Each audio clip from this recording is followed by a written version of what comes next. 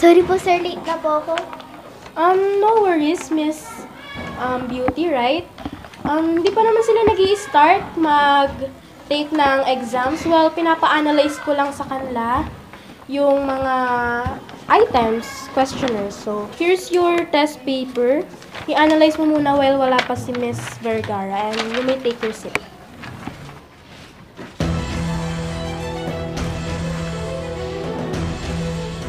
Sexy ba yan? Di ba mapangit siya? Hindi ko alam, parang transfer. Bahala na.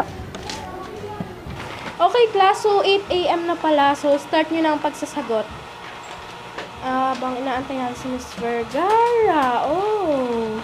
Speaking of, medyo na-late ka na, Miss Vergara. Pero, okay lang kasi kakapa-start ko lang naman sa kanila. So, sagutan mo na to. May take your seat. In solar system, what comes after the Earth? Isip, Marga, isip. Teka, si Casey ba tong katabi ko?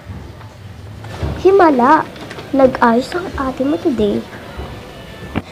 Marga, huwag mong intindihin ng mga tao sa paligid mo. Basta mag-focus ka lang sa exam.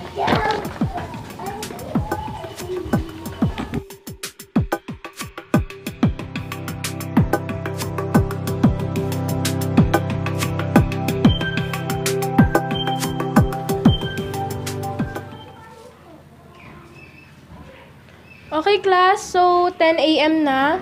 You may now pass your papers if tapos na kayo. And, pwede kayo mag-overtime hanggang 12 p.m. kung gusto nyo. Pero, I know na may mga tapos na sa inyo. So, ipasa nyo na yung papers nyo. Tapos na po ako. Okay, class. Si Mr. Cooper lang ba yung tapos na? Sino pa magpapasa sa akin ngayon? Okay, Miss Monteverde, pasa mo na yung paper.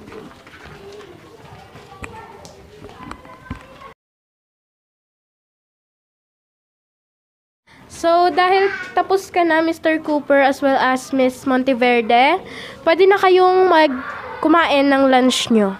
So, break time nyo na. Habang nagsasagot pa si Miss Vergara at si Miss Beauty.